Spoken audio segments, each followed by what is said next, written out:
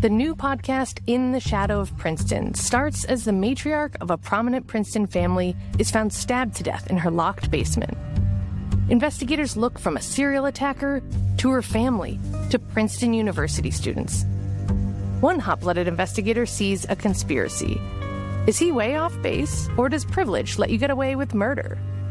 In the Shadow of Princeton is available wherever you get podcasts, or you can binge it ad-free by joining Wondery Plus in the Wondery app, Apple Podcasts, or Spotify. Being a marketer's no sweat. You just have to manage dozens of channels, launch hundreds of campaigns, score thousands of leads, and... okay, fine. It's a lot of sweat. Unless you have HubSpot's AI-powered marketing tools to help you do all that and more. Get started at HubSpot.com/marketers.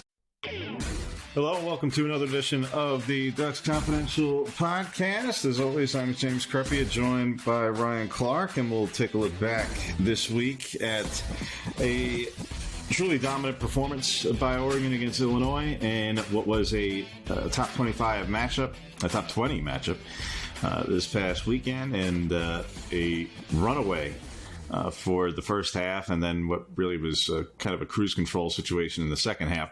And take a little bit of an early look at this week's trip to Ann Arbor and the Big House, and what will be what on paper is certainly a bigger matchup than not just this past weekend, but a bigger matchup because it's the reigning champs, even though they are clearly a shell of the team that was a year ago. But nevertheless, it is Michigan. It is the reigning national champions. It is going to the biggest venue in the sport. And it is one of those longer trips for Oregon this season. But we'll first take a look back to this past week. And as I mentioned, truly, if not for the one drive, if not for the 95-yard touchdown drive that was significantly enhanced and prolonged by a self-inflicted error on the penalty on Derek Harmon, and then 3 third-down conversions thereafter. If not for that, this was very close to, I don't want to say perfect performance, but awfully close. Because if not for that one drive, all the other yards that Illinois gained in the second half obviously ended up being totally empty calorie, hollow yards, because they ultimately failed to convert on subsequent fourth down. So who cares how far down the field they got when they were down by so many points? They didn't end up doing anything with it. The 2 long plays on the day, a 44-yard catch that, while a nice play by Zachary Franklin, he did appear to get away with a push-off on Jabbar Muhammad. And the 34-yard run, initially it was flagged, and then they picked up the flag and said it was legal, where it looked like, I believe it was Franklin again, got away with a block on the back of Kobe Savage that helped kind of spring the run for the distance that it went for. If not for that, Illinois didn't have a play over 20 yards.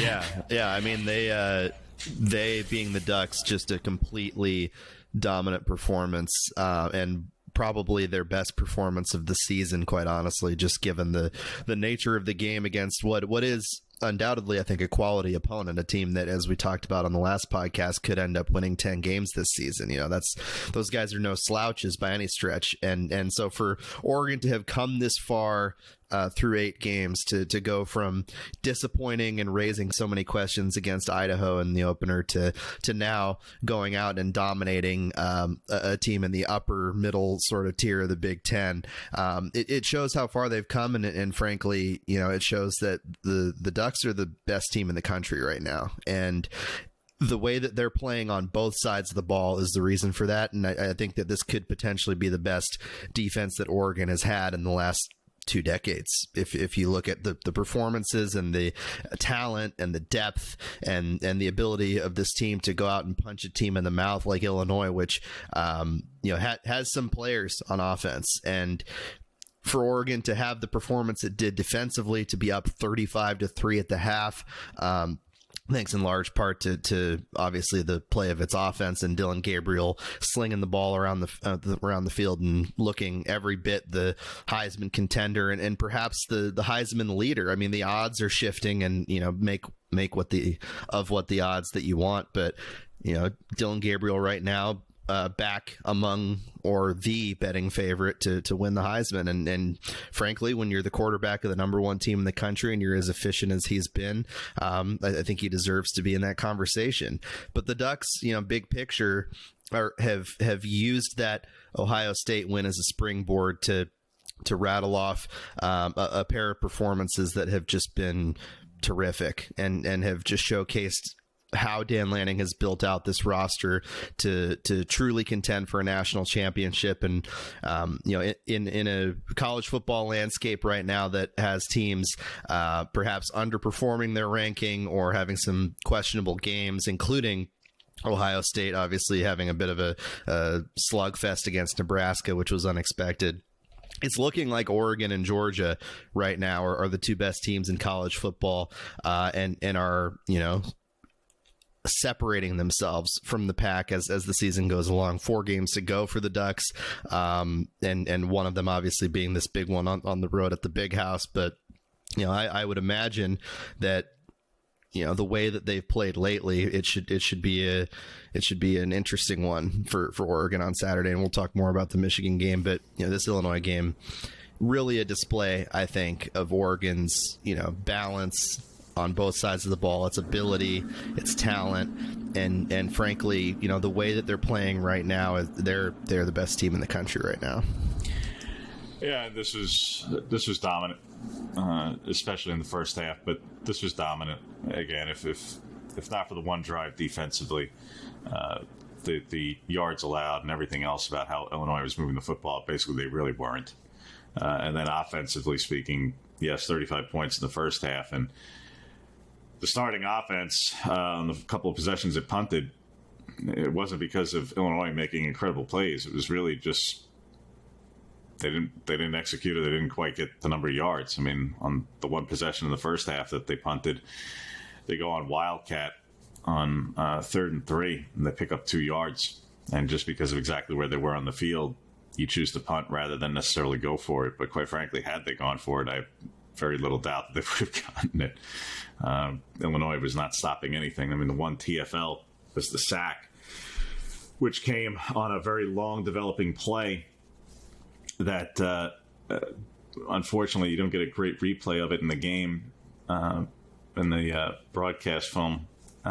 So it's kind of hard to tell exactly what the picture was looking like down the field. But Oregon had a decent game before it, and then was in a formation of 4-by-1, and it looked like that at least one of the receivers, there was actually confusion on the defense, and it looked like one of the receivers may have actually been largely uncovered pre-snap. But at the same time, if the play is not drawn up to go to what appeared to be the very, very, very far left outside receiver, which I believe might have actually been the running back, then it's kind of hard to necessarily ad-lib and shoot for that. But be that all as it may, yes, a dominant performance across the board, really in every way. Hard to kind of nitpick away at anything that was not good, because quite frankly, especially in the first half, there really just wasn't anything.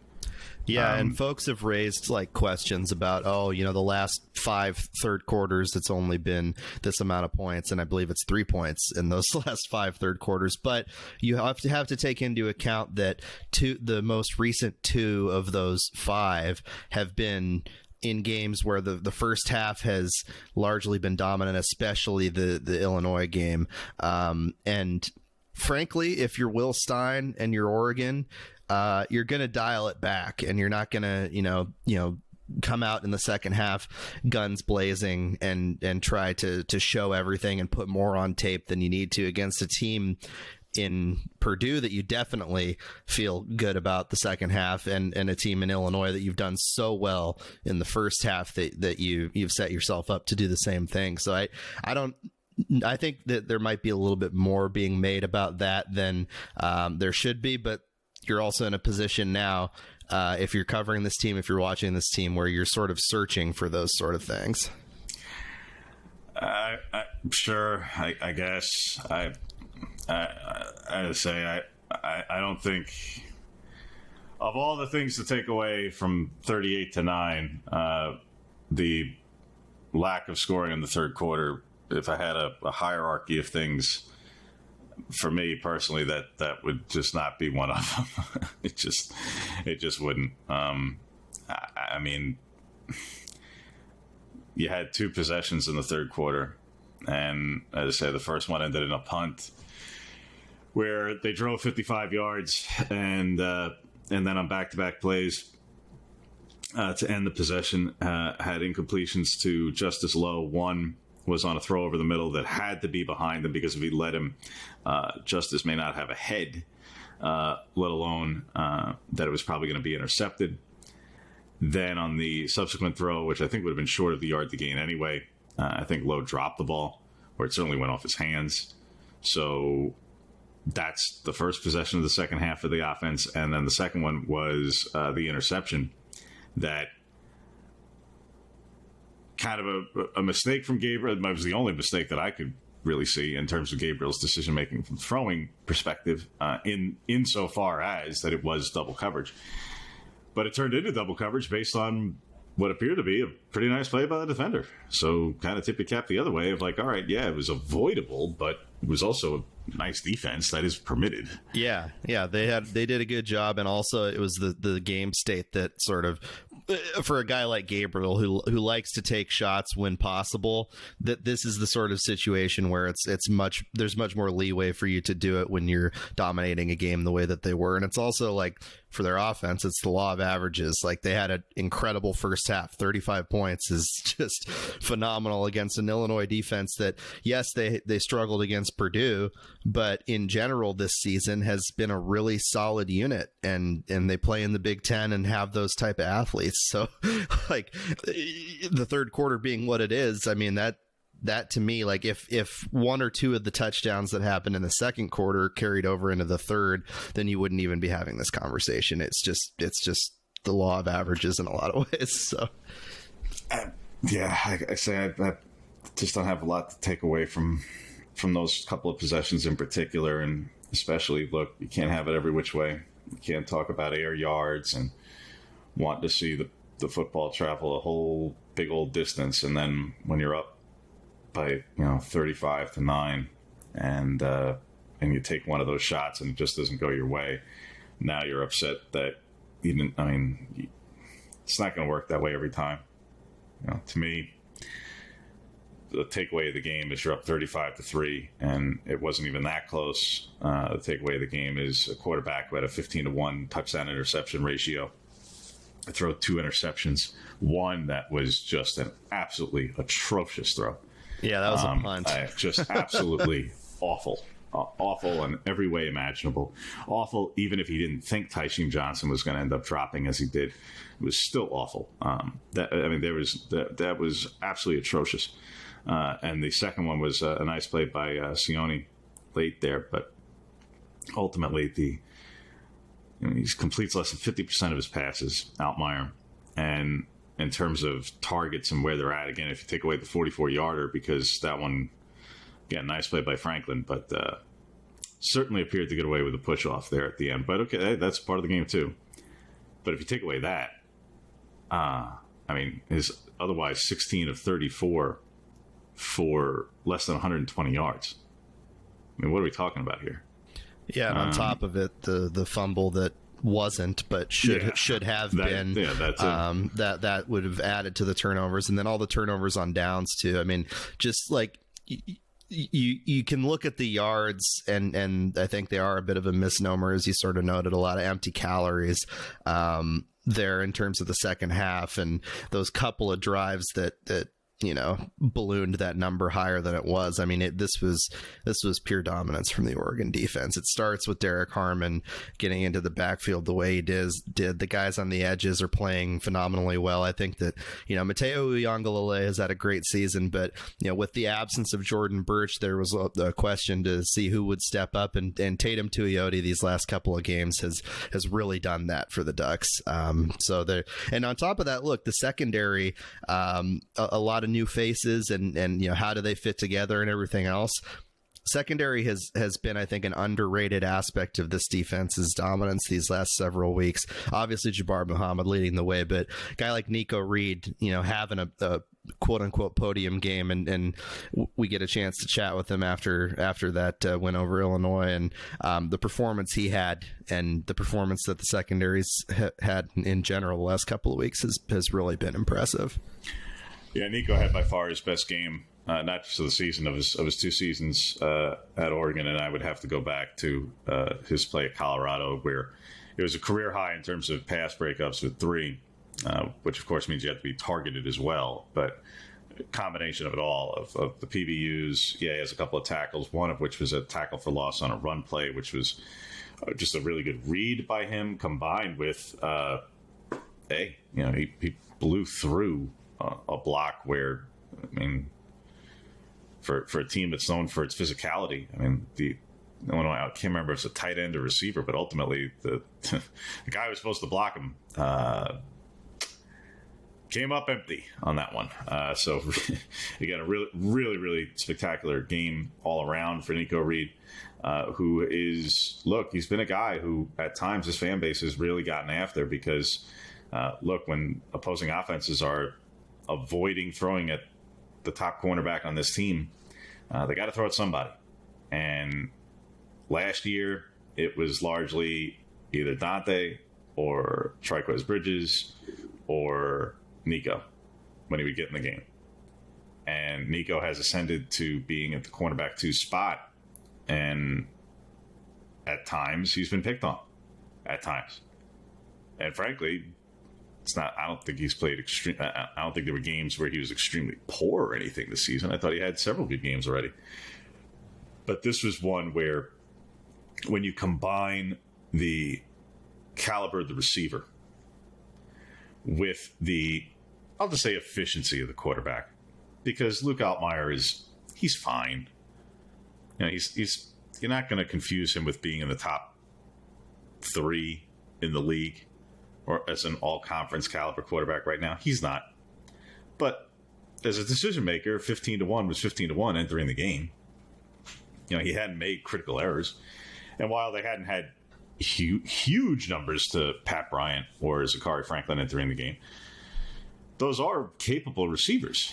And I say, the minimal production that they had, they combined for 98 yards. And like I say, nearly half of that came on the one catch, which was against Jabbar. And again, it's part of the game, but Franklin got away with something on that one. Otherwise, neither of them, they did not complete a pass in Nico's direction. Another one that could have, would have, should have, Bryant made, or I believe it was Bryant, nearly made a spectacular tip drill catch to himself, but of course it ends up getting dropped and overturned on review. And that was good coverage. It was very nearly a spectacular catch, but it wasn't. So, okay, well, bottom line, like, nothing really got completed in his direction. He played particularly well. And on the other side of the field, anytime that they went at Jabbar, with the exception of the one play, they didn't complete anything at him either. Yeah, and I think it's a continuation, too, for Nico of answering the bell against Ohio State. You talk about talented receivers. That's an even more talented receiving core, and he was answering the bell in that game along with Jabbar. So, you know, it's both of them. And obviously the safeties have played well, too. But those 2 corners in particular, they like the idea of being 2 small corners that overcome the sort of height difference as well. That was something that Nico Reed touched on a little bit after the game. Him and Jabbar joke about that being the shorter corners, but both of their performances, regardless of that, have just been phenomenal last few games. And that's kind of the couple of areas that, look, first off, defensively, like you mentioned, Ryan, look, this pass defense is absolutely unequivocally better than it was a year ago. And it's more talented than it was a year ago, and it's backing it up statistically compared to a year ago. And right now, they're 16th in terms of passing yards per game compared to where they were last year by the end of the season, which, of course, there were 2 games against Washington in there where we need not, go back to those, but they were 54th in terms of yards allowed per, passing yards allowed per game last season. They're 16th right now. It's a huge difference. It's a huge difference. In terms of efficiency rating, they're in the top 10. That's massive. Yeah, now they were in the top 15 in efficiency last year. That's why some of those yards also was okay. In terms of efficiency, they were really good. But of course, the Washington games really skewed it. Here, obviously, the Ohio State game is going to skew it to a certain point. The only real areas where I'd say in terms of look, they're going to be favored as a team in each of the next 4 games. They're going to quote unquote supposed to go undefeated.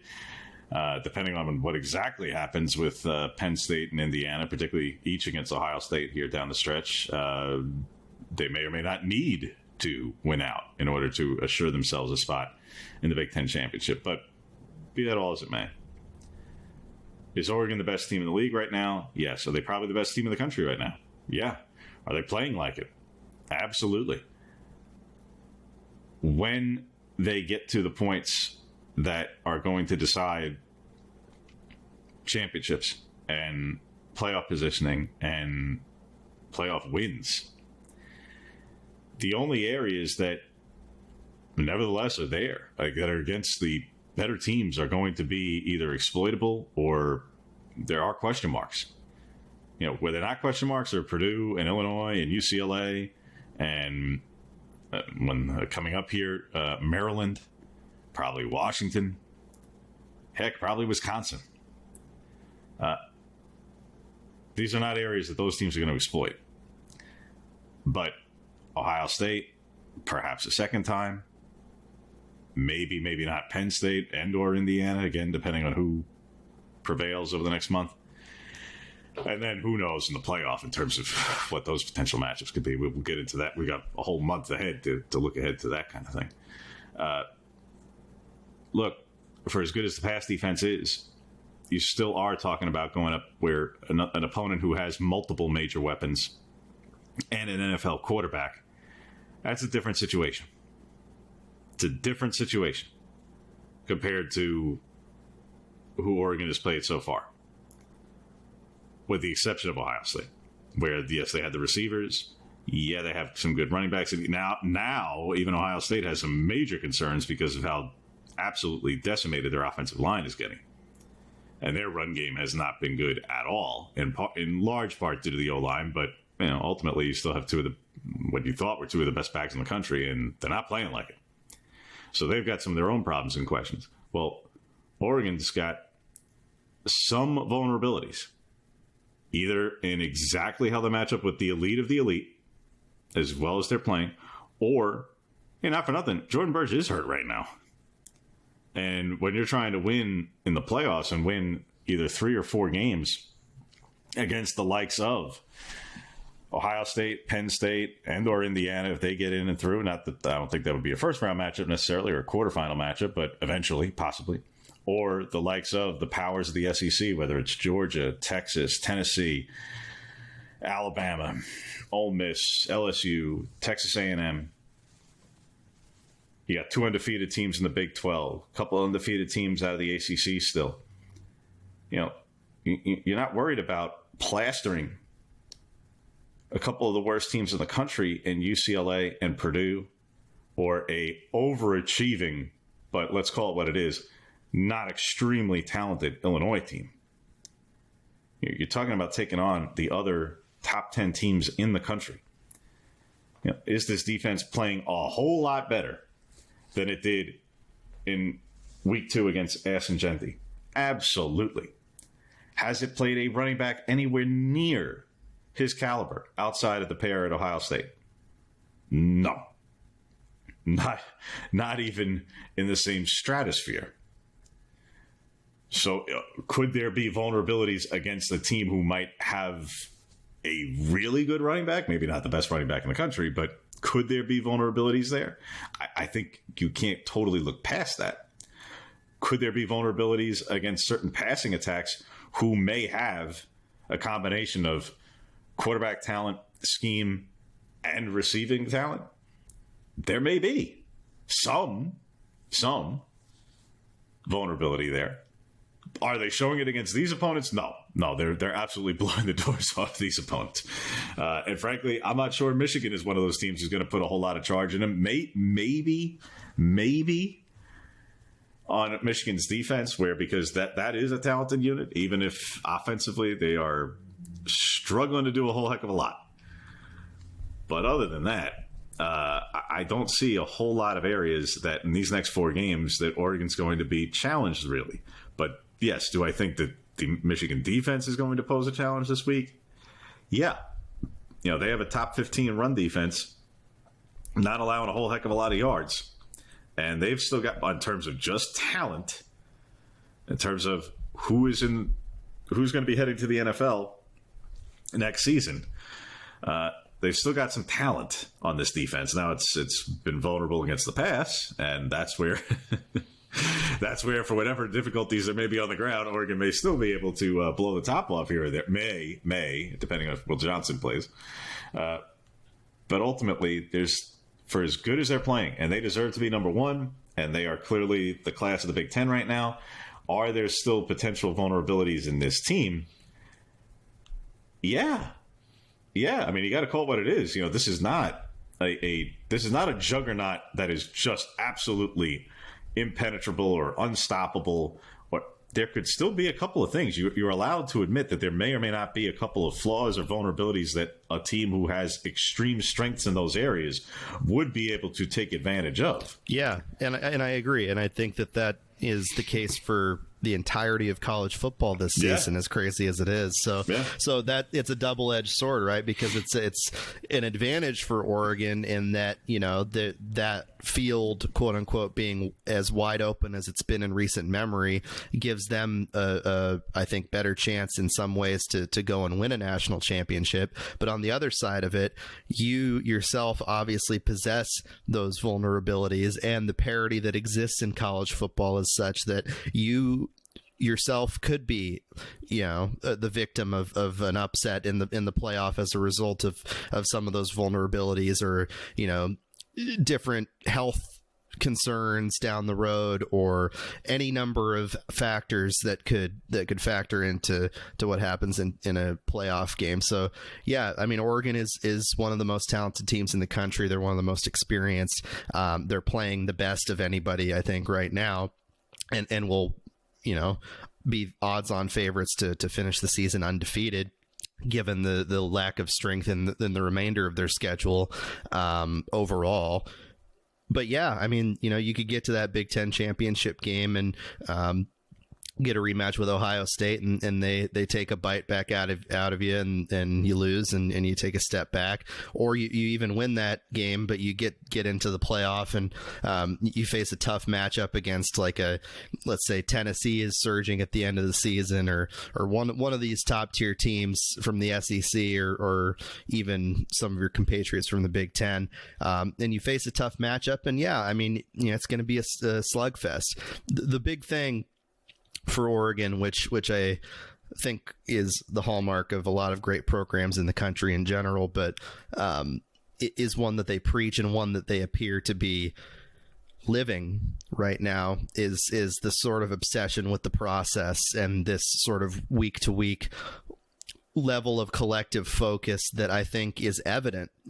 Teams can talk about it. Teams can, say, oh, these are our program's values, this is what we believe in, yada yada, and sometimes that can be lip service. I don't think it's lip service for this Oregon team. I think that they have bought into Dan Lanning's sort of obsession with the process, and they are focused on the long term, while simultaneously taking it, as the cliche goes, quote unquote, week by week. And I think your exchange with Dylan Gabriel was a pretty stark example of that. Obviously, he's had an incredible career. It's meaningful for him to have passed Timmy Chang in the passing yards list all time in NCAA history.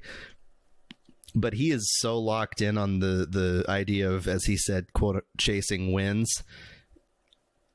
That's an attitude that I think is shared by everybody in this locker room. And if they can maintain that, if they can keep the focus, if they can, be as obsessive with the process as they have been, then that could be the edge. That could be the difference in a year with so much parity. Yeah, no, I will say that Dylan, for one, he said that to everybody who was asking, he said that to CBS on the field as well. Look, for one, that's what really good quarterbacks say. So hardly revolutionary. Two, it was true before the season. He was going to be approaching some of these records just by default in terms of just compiling yards, compiling touchdowns, perhaps career starts. Again, as long as he stayed healthy, these things were going to be holding true. That it's also true that these don't have to be mutually exclusive. It could be about chasing wins and winning a national championship. And by the way, if he manages to get to New York and or win the Heisman and end up being the NCAA record holder in career passing yards, touchdowns, and the like, I don't think he'll give those away. Now, if you want to say give those up and prefer to win a championship, sure. But again, these are not mutually exclusive things. But be that all as it may, he's playing really well. He deserves the accolades and attention that he's getting along the way, along with several other players. We mentioned Nico this past game. Thought Justice Lowe played probably his best game. Kenyon Sadiq is obviously just playing really, really well right now. And of course, in the absence of Terrence Ferguson the past couple of weeks, but playing really well right now. Aside from just production, again, when you look at some of these other plays in terms of blocking down the field for Sadiq, for Lowe, for at times Evan Stewart. He only has the one catch this past game, but he had a couple of really nice blocks in this past game. Those are the plays. Those are the things, again, that don't show up in a box score, but you go back and take a look at, in particular on the offense, that really stand out. But in terms of looking ahead to not just this Michigan game, but in the picture holistically, I think part of it is the expansion of the playoff, where we're going to be focusing on more teams and who could end up being in a much larger field this season. And another part being the byproduct that there is just greater parity. I agree that Oregon and Georgia probably separated themselves to a point. I would still keep Ohio State awfully close to that. I wouldn't put them miles behind. Penn State, you have to put up there for the moment. Again, well, that'll get sorted out between Penn State and Ohio State as to exactly thereafter. Yes, Miami's undefeated, although because at times they've made that rather chaotic, I would think they kind of deserve to be where they're at behind those teams. And Texas, if not for really being taken to the woodshed by Georgia, yes, is not miles behind either. If there is a particularly significant cut and gap, it's probably after that. And I'm not sure how significant it is when you've got a really good Tennessee team who, yes, did lose to Arkansas, but a really good Tennessee team, a Notre Dame team whose win early in the season against A&M is looking better by the week. Undefeated BYU and Iowa State. At times, neither of them have necessarily looked dominant, but they are nevertheless undefeated. The aforementioned A&M, who's the first place team in the SEC, yet they're third in terms of the poll rankings of the SEC teams. A Clemson team who everybody kind of dismissed and forgot after Georgia just beat them up. But, by the way, they're still hanging around. And then you're getting to an undefeated Indiana who hasn't even trailed this season, and they're 13th in the polls. And a 2-loss Alabama and Boise State. There are other years where when you start getting into outside the top 15, there would be other seasons where you'd stop even paying attention. You've got an undefeated Pittsburgh team down there. An undefeated Army team in there. A Pittsburgh team who is playing SMU coming up here. A 2-loss Ole Miss who's also got some talent. And if they manage to put it together, I hate to tell you, you don't want to be the team in the 6-11 matchup if Ole Miss ends up being the 11. So there are still some very live bullets down there in terms of who could end up making this playoff field, to where there is quite a bit of parity. Yeah, and it's crazy. More than there has been. Yeah, way more than there has been in recent years. And I think it's crazy that I think it timed out with the advent of the transfer portal and a lot of different things that have happened across college football. But it's crazy that this level of parity is existing in the first year of the 12-team playoff. I'm sure the TV executives are excited about it, certainly. And as a neutral watching college football, I'm sure it's going to be a lot of fun. But man, it's nuts that there's this level of parity with the opportunity for these upsets and miraculous sort of playoff runs for these teams that you were just talking about. Like it's going to be fun in December and January. It really seems. Yeah, not for nothing.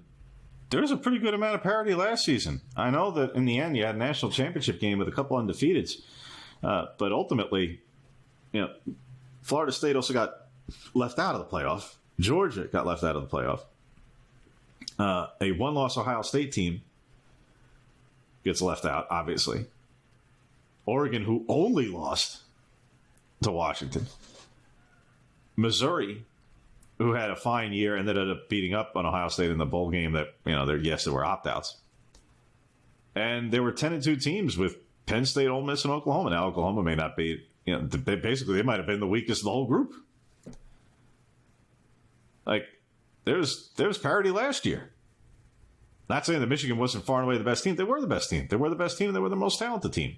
They may or may not have exploited a few things to get to where they got to, but, whatever. They're not giving it back. Still got the crystal ball.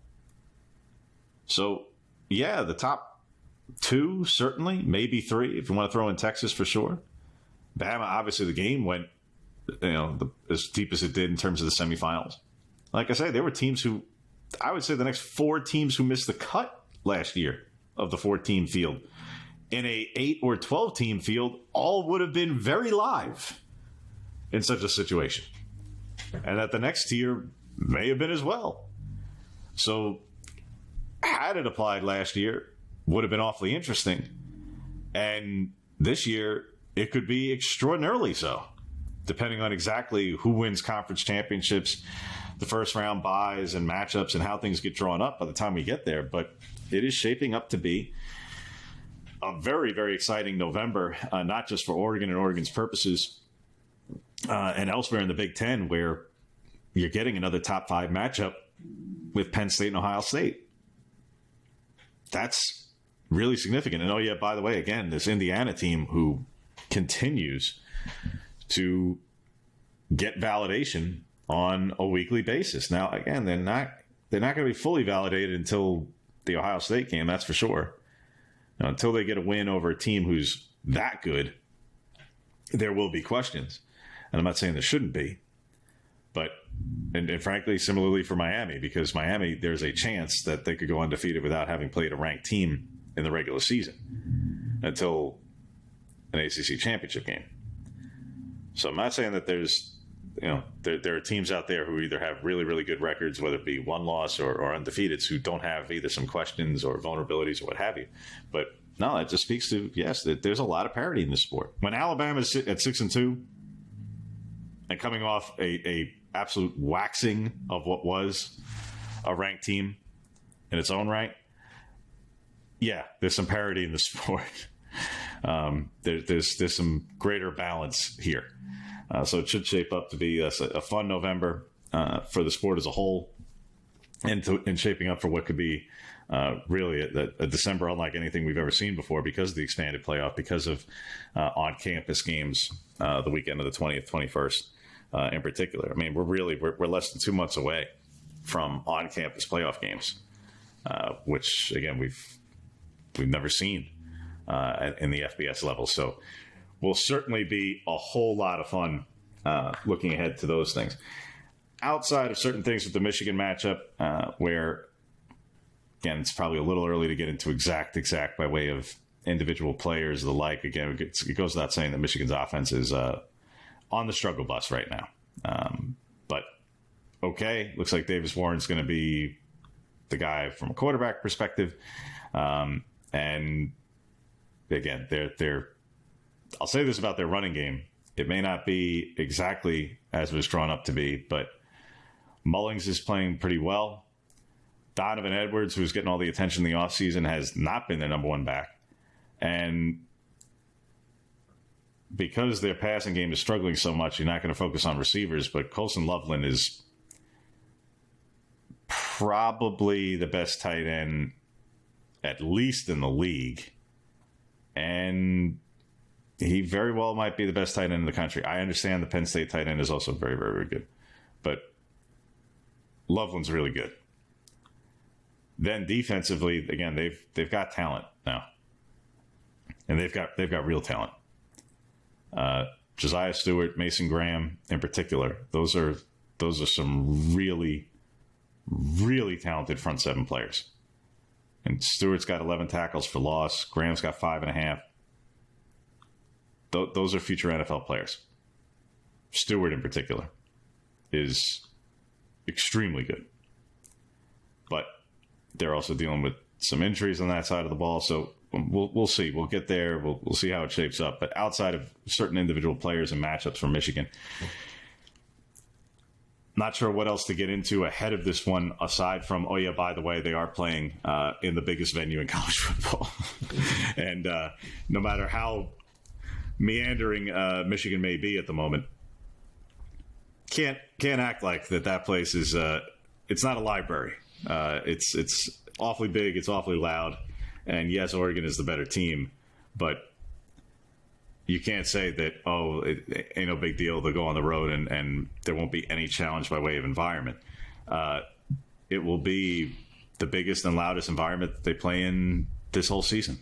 Yeah, and there could even be a little bit of an extra edge there by way of Michigan obviously being the defending national champions and being one of the blue bloods of the Big Ten. You got these new, troublemakers in Oregon coming to town, and they've been number one in the country. They've been dominating. They beat Ohio State, all this stuff. And I'm sure there is motivation on the part of Michigan fans and frankly Michigan players to sort of shut that noise down a little bit and to get a win and prove yourself against a team that you're expected to lose to. You're the defending national champions and you're 2 touchdown dogs at home. Like they have that motivation.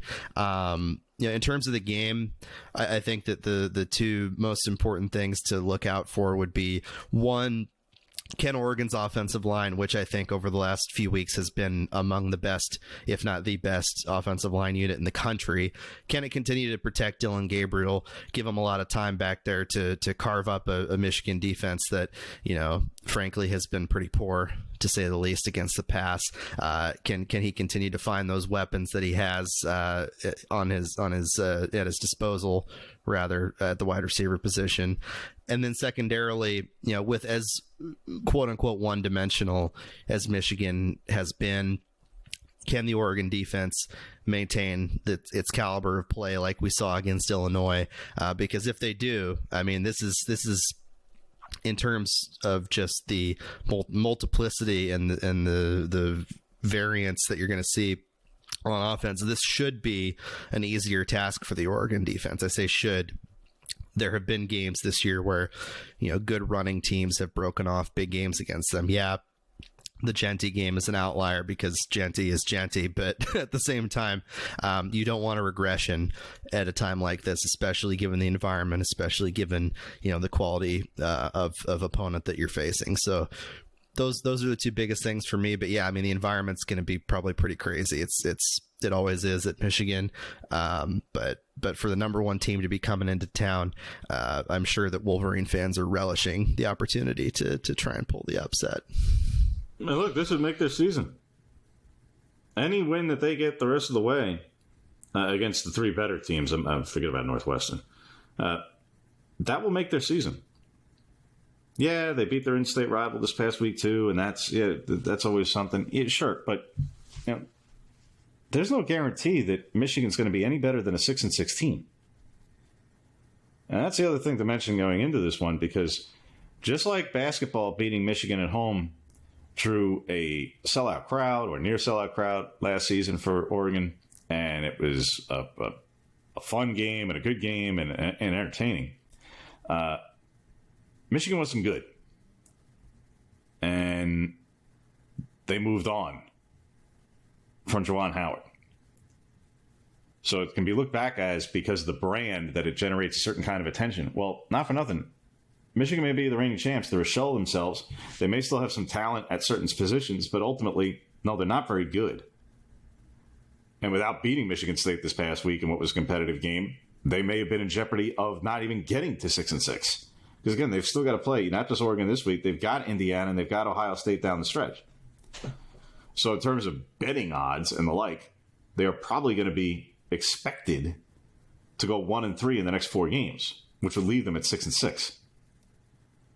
So aside from the brand and what they achieved a year ago with a team that is nowhere near that team, and yes, the venue, not much to make of potentially an outcome in this one, even if Oregon were to dominate, quite frankly. Because by the time you get to a Big Ten championship and or the playoffs, looking back and saying you dominated a 6-6 team is not exactly going to be something you want to be bragging about. Like, yeah, you might have. And what else you got? Like I say, this is not a Michigan team that, forget about it compared to a year ago. No, even compared to the prior couple of years. They're not at that level. They're just not. They're starting at the quarterback position, but, you know, and then that's a big, big part of it. But this is not a Michigan team anywhere near the same caliber as it has been the past couple of years. But that's all aside. Elsewhere, in terms of looking a little bit holistically as we enter November in the Big Ten as a whole, because we chatted about it at times briefly in the past, particularly at the beginning of the season. Mentioned before that Indiana is obviously still having a terrific start and staying undefeated and putting itself in position where, yes, it does still have Michigan and Ohio State. I don't think the matchup with the finale with Purdue could lead to a whole lot of broken records, I'll say. Otherwise, this week for Indiana going to Michigan State and only being favored by a touchdown, and I know Michigan State's, frankly, you know, I thought they played okay this past week, albeit in a loss. And again, I don't think they're a team that's necessarily going to beat themselves a whole heck of a lot. But I'm surprised that Indiana's only favored by a touchdown in that game. And yes, obviously the Penn State-Ohio State game is enormous. Shaping up to be at the top of the Big Ten. The Penn State-Ohio State game is, you could argue really that both coaches entering that one this week, for their respective fan bases, you could argue that it's nearly a must-win for both of them.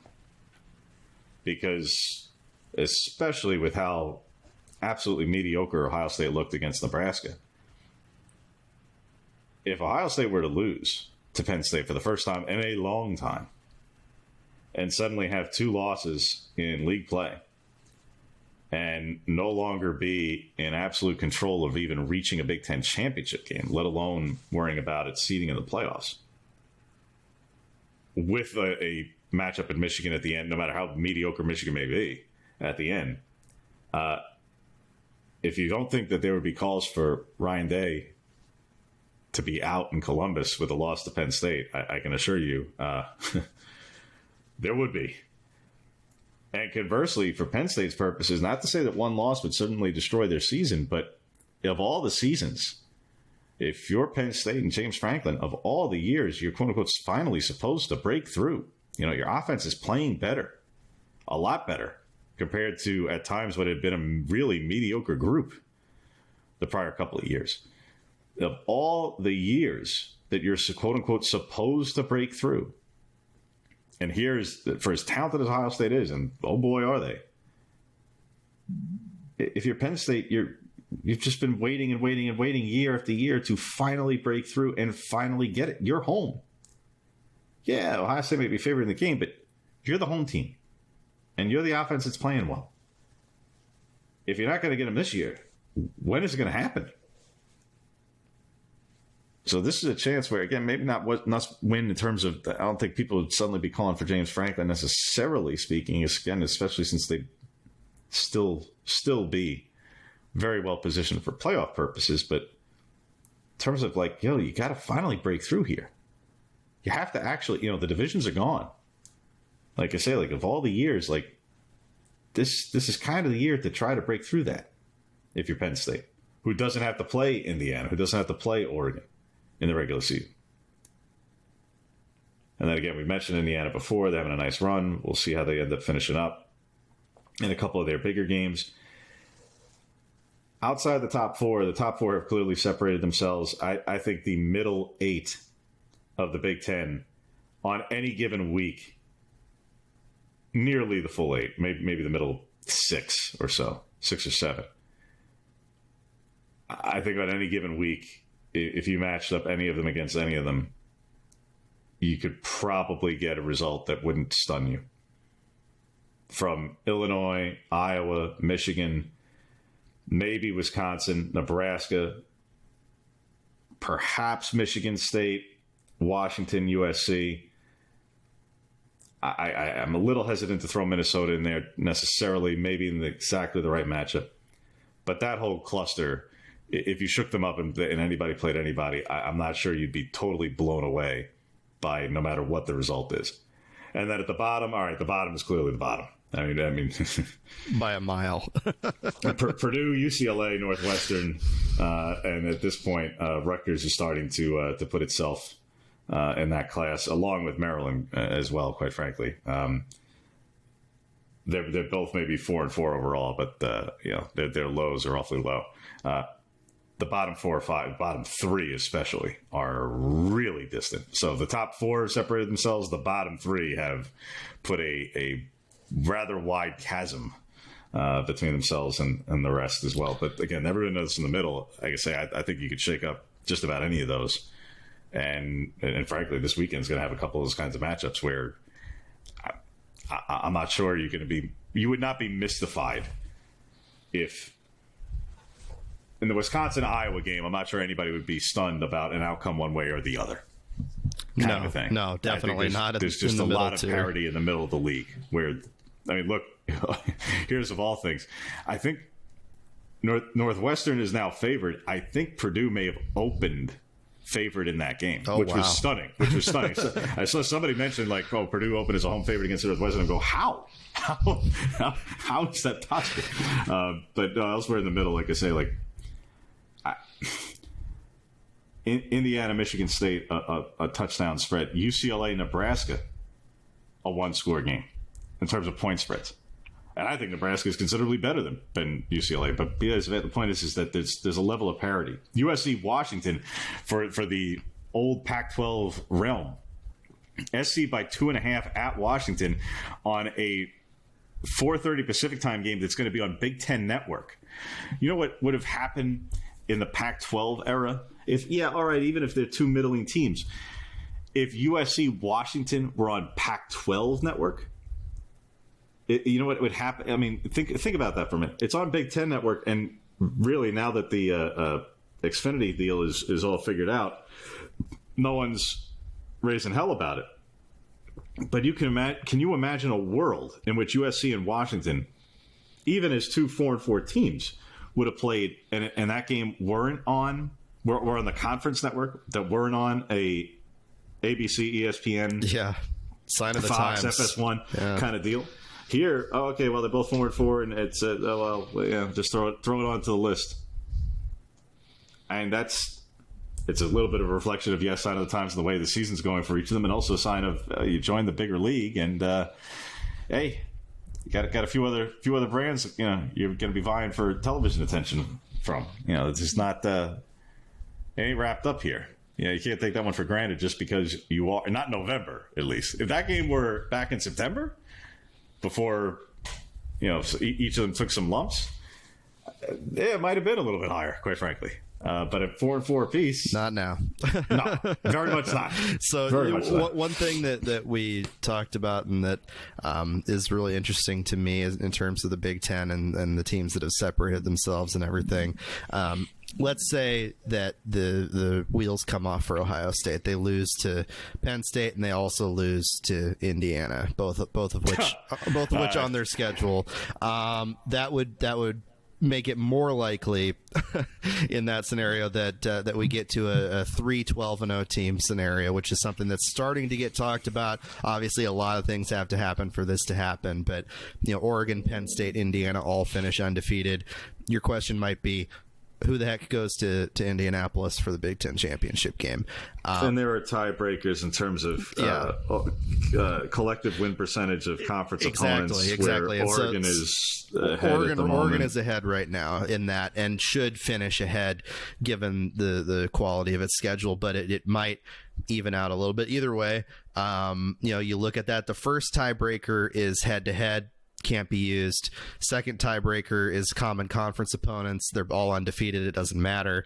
Third tiebreaker is the record against conference opponents in order of those opponents' record, the common ones. That also can't be used. They're all undefeated. So yeah, the fourth tiebreaker is more than likely what is going to come into play in that, albeit unlikely, let's say, scenario, just given the quality of the schedule for both Penn State and Indiana the rest of the way. Based on the conference opponent record through these 8 weeks, it would be Oregon and Penn State in the game, just because Indiana's schedule has been weaker. Now, Indiana's schedule is going to improve by way of quality in conference record, but will it improve enough to catch those two teams down the stretch? If that happens, who knows? So we'll see how that shakes out, but right now it's that fourth tiebreaker of the conference opponent's cumulative winning percentage, which is bound to change every single week. So as someone who roots for chaos and very much relishes in it, I appreciate people looking ahead to such scenarios. However, this is college football. Crazy things do happen. Upsets do happen. In some cases, these wouldn't even necessarily be dramatic upsets. And when you see that Indiana in particular has a matchup with Ohio State has two of these matchups with Penn State and Indiana in the month of November. I'd say to let a few things play out before extrapolating just yet, because we were only a week removed from some people ready to coronate Army-Navy as a multi-time matchup, the ultimate wrench in the playoff scenario. And what do you do when they play back-to-back weeks and then the one game doesn't matter? And, oh, yeah, by the way, that's just not going to happen. So I'd say to let a few things play out before we get to that just yet. But be that as it may, there are tiebreakers in place in the extraordinarily unlikely scenario that such a thing were to happen. And again, Oregon's in the driver's seat for it regardless. But be that all as it may, many games to go, much to be seen, but shaping up for what will be, again, an all-time kind of November here for Oregon's purposes. And really, again, I reiterate, for the sport as a whole, because, boy, the way that the races are setting up elsewhere, either at where a couple of teams are pulling away in the Big 12 and the ACC, or where the amount of parity and competitiveness in the SEC exists, there's going to be a lot of teams vying all the way to the finish line in terms of trying to make statements and get in this 12-team field that, especially as the at-larges, yes, it's a 12-team field, but you're trying to be one of the top 6, top 7 from an at-large perspective. Goodness, there are going to be some very upset people at the end. I'll say that. There are definitely going to be so a couple of people are going to be getting their feelings hurt in that one. Before you even get into conference championship game losers who could be one-loss teams and quibbling about whether or not they deserve to be outright eliminated from the playoff over a 2-loss SEC or Big Ten team. And if Iowa State and BYU in particular, if they both make it through to the Big 12 championship game undefeated, if you don't think, regardless of how that game plays out, if you don't think that there will be a 2-loss Big Ten or SEC team and their commissioners and their coaches lobbying all week long that they deserve to be in over whoever loses the Big 12 championship, you're crazy.